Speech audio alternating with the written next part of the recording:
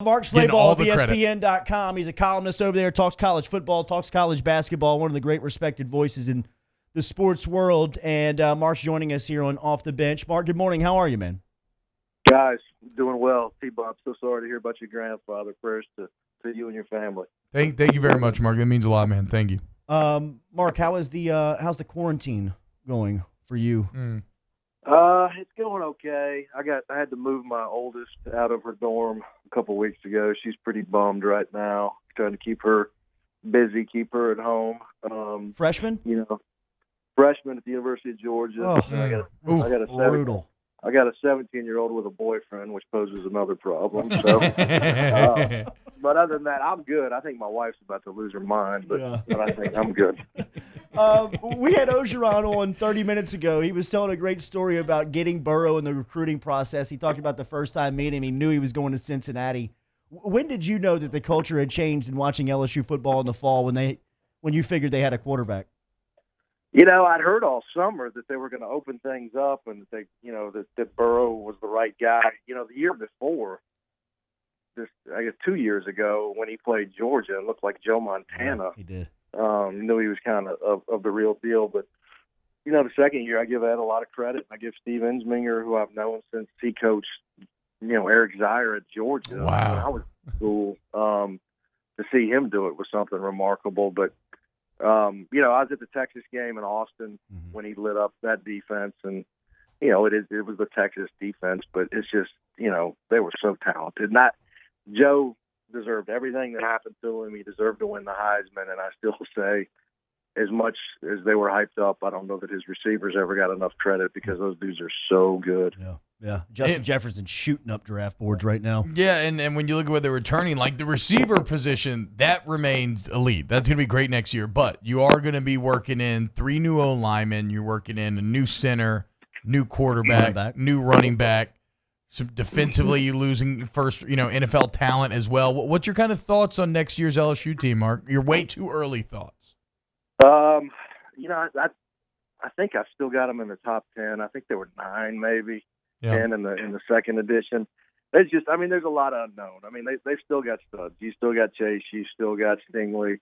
We'll see what Miles Brennan's able to do. But LSU is kind of one of those teams where, if we don't have OTAs in June or July or whenever before preseason camp, it's a competitive disadvantage for them because you're having to replace Burrow and you're having to rebuild the offensive line, and you've got 2 new coordinators, and Georgia's in the same position with a new quarterback and a new coordinator. So teams like Florida and some other schools who are bringing back quarterbacks, keeping the same systems, I don't think it's as disruptive as it is for some other places. One more in college football before we get to the scheme and the HBO documentary coming out tonight. Scott Cochran leaves Alabama as the Wade coach, moves over to Georgia as a special teams coordinator.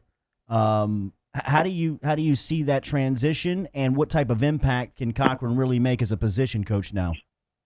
I think that's the big unknown. Kirby's been trying to get him for a long time. They were really good friends when they coached together in Tuscaloosa. Their wives are tight. I think their kids are all about the same age. It's what he wants to do. He wanted to be an on-field coach. I think from a motivational standpoint, I think he can have a tremendous impact. I think as a recruiter, he can have a tremendous impact.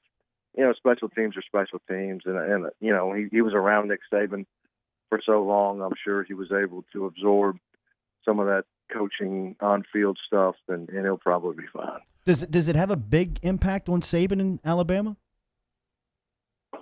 I do think that he'd been with Saban for so long that Nick knew his strength and conditioning program was going to be as good as anybody in the country, or better than anybody in the country. And, that big voice is gone.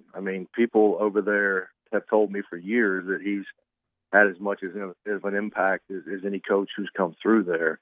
The Alabama fans will try to tell you he lost his edge the last couple of years. I don't think that's the case.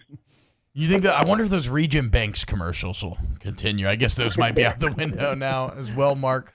What's the local temperature on Georgia right now? Obviously, Kirby Smart like came roaring out the gates, ton of success, as close as you can be to winning a national championship, but a little bit of that close but no cigar type of deal, right? Like, what's the fan temperament surrounding that Bulldog program?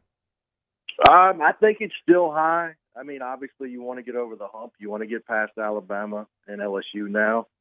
But for him to have as much success as he did early, and with the way they've recruited and the investment, most importantly, the financial investment the athletic department has put into football, which always wasn't there under Mark Richt.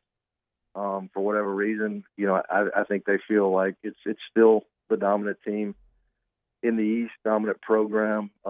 He's going to keep bringing in top 3 classes, and he made a difficult decision to get rid of James Coley, his offensive coordinator, who he's very close with personally. I think there's no question it was the right decision, and I think Kirby had to follow Ed Orgeron's blueprint. He's going to have to do some things on offense he's maybe not comfortable in doing, but I think it's the only way you don't get left behind. Mark Schlabach from ESPN.com. He's a columnist over there. He's on Twitter at Mark_Schlabach.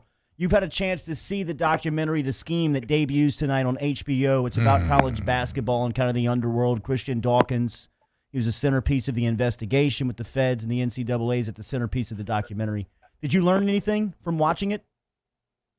Yeah, there were a couple phone calls on wiretaps I had not heard or I'd been told about them, but I hadn't heard them. I agree with some other people who've said that, to read the transcript or be told what's on a call is one thing. To actually hear it is a completely different animal. And I'll just be curious to see what the reaction is at LSU and Arizona and some other places.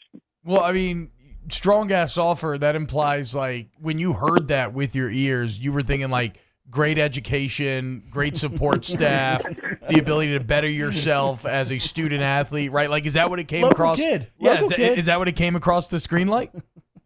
I'll let you watch it and your listeners watch it and come to their own conclusions, but I think there's only one way to figure out what that means. Well, and so that's something that we touched on when this was all hot, like a year ago now, Mark, is that 2 years ago. Yeah, wow. Oh, wow, that's crazy. It feels though like, I don't know, man. I'm interested to see the reaction as well, because maybe it's just this part of the country because the basketball program is finally good, but it feels like the general public just doesn't get that fired up about these players like getting paid in some way. Maybe it's because they're barred from getting their market value, or maybe it's just because everybody thinks that everybody does it. What do you think? Like, will the general public, will there be some, enough ire and anger to force some personnel moves? I agree with you that I do think there has been a massive shift in public opinion about kids being paid, and I think I think it's come to a head over the last year. But I'm also one of those guys that believes if you have rules in place to keep competitive balance, that you have to follow those rules. And I think the NCAA still believes that. And we've seen Kansas, NC State, Oklahoma State, USC, and maybe a couple other schools have gotten notices of allegations. And I'm still being told that LSU and Arizona and Louisville and Auburn and some other places are getting notices of allegations. And we've already seen John Duncan, the NCAA Director of Enforcement, tell Sports Illustrated, I think late last week, that his enforcement staff's going to be watching tonight and taking notes. Who's got a more uncomfortable day coming their way, Sean Miller or Will Wade? Probably Wade, but I mean, again, I'll let your listeners watch and make their own conclusions. Christian Dawkins doesn't do either one of them any favors. Mark, allegedly, that's the key word to remember. Mark, LSU thank fans. you for always jumping on with us. Any tactics or strategy against his 17-year-old boyfriend during quarantine? Yeah, because I got two daughters, man. You got your hands full. I need to know this thing. They're little right now, but I need to know. You need to know. He's a good kid. But, sorry, bro. I like. I mean, he's a nice kid. He's got a big old truck and everything else. But, it's called Smith & Wesson. Thank you, Mark. We'll talk to you soon, man. Be safe, guys. See ya. Thank you.